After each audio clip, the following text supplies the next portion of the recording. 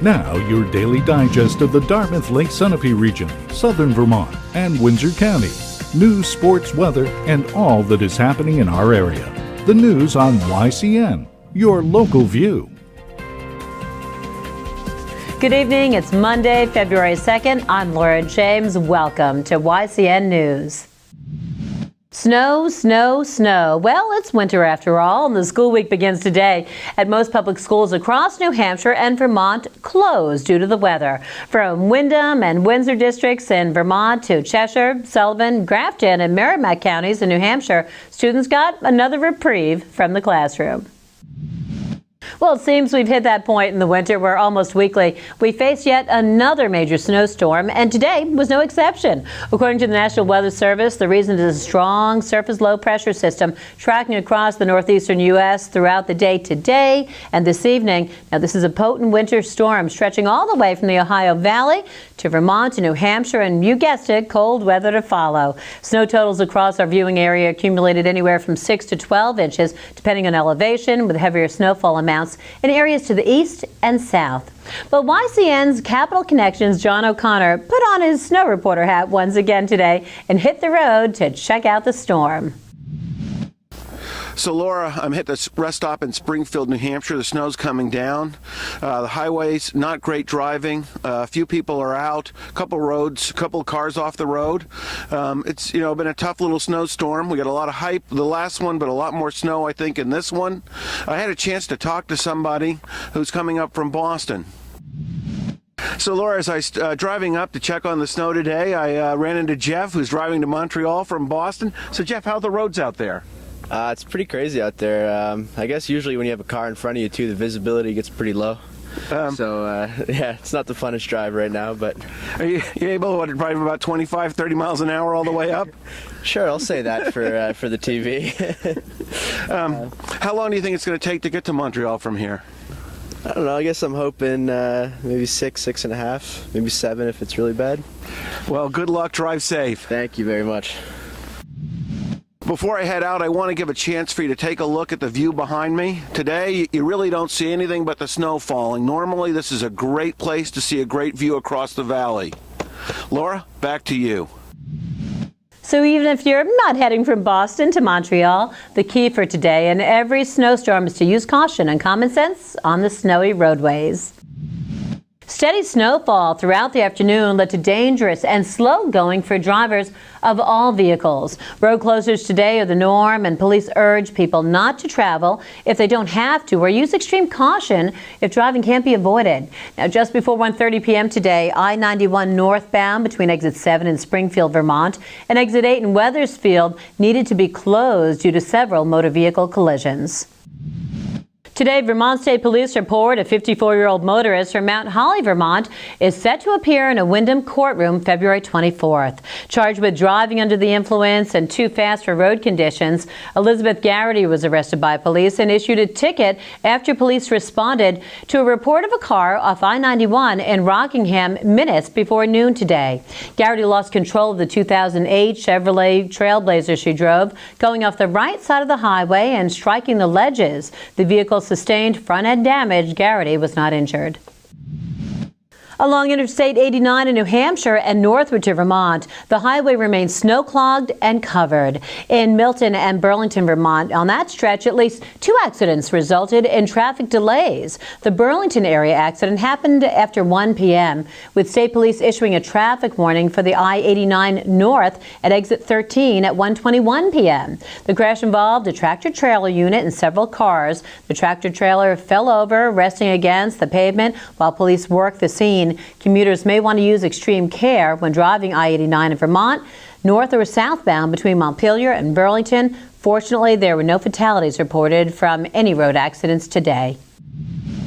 Well, today's snowstorm, the second big blast of Arctic air and white stuff in a week, also caused numerous meeting cancellations. Vermont Governor Peter Shumlin did not travel to Brattleboro and Springfield today, as he earlier planned.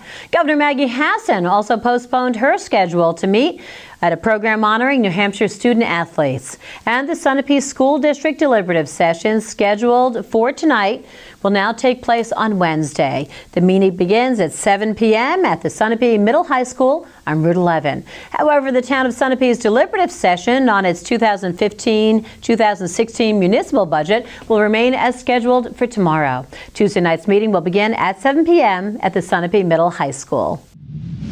Police in New London, New Hampshire are saying a road rage incident yesterday morning led to the arrest of a 52-year-old from that town. Alexander Stevens remains in custody this afternoon, a Merrimack County Corrections officer confirmed for YCN News Today. Stevens' bail was set at $15,000 cash pending additional court action. Stevens was arrested Sunday after New Hampshire State Police received a report from a male motorist that he had been shot at while driving on I-93 in Manchester. The motorist told police the alleged shooter was a man driving a red Saab station wagon. Further north on I-89 in Concord, a state police officer located the red Saab. The driver, later identified as Stevens, refused to pull over for police and a pursuit began. The pursuit continued north on I-89 to the New London exit when Stevens got off the highway, drove to his home in New London.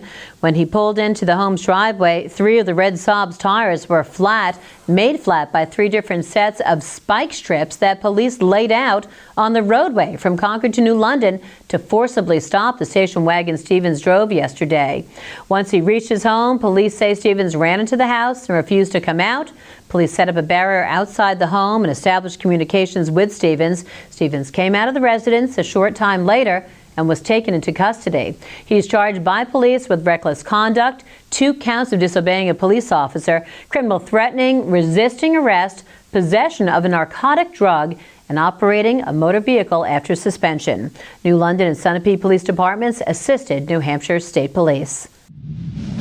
After the break, we'll have more news from around our region. The YCN News continues in a moment. Welcome back to YCN News. I'm Laura James. On another note from New London, and as a follow-up to our story last week, Tracy Library plans to reopen the first and second floors of the library tomorrow, following last week's closure due to water and interior building damage.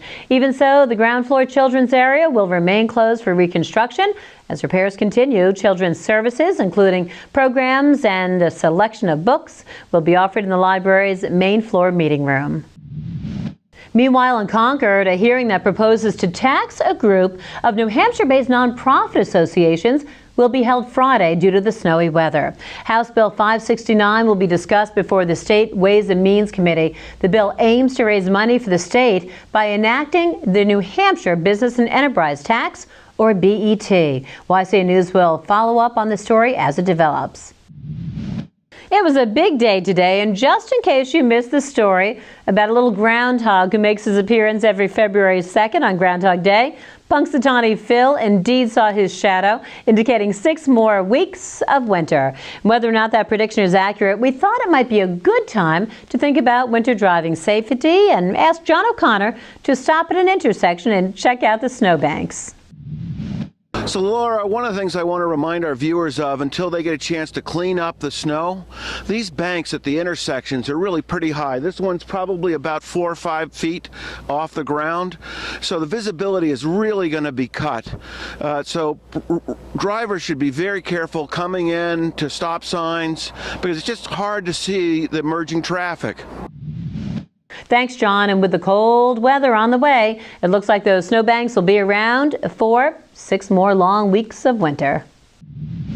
Well, by now, everyone knows the Patriots won their 4th Super Bowl, and we weren't planning on adding to that story, but a viewer from Claremont sent this clip to us that captures fan reaction of the Malcolm Butler interception, so we want to celebrate one last time.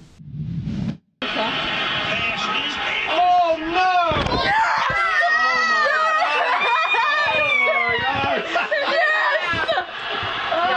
Why they didn't.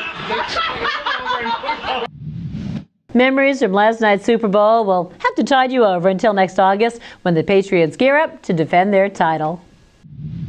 When YCN News returns, it's a good day for a snowy interview. We'll check in with Kearsarge Chronicles' Lynn Solomon, who spoke with Jay Campbell, General Manager of Mount Sunapee Resort.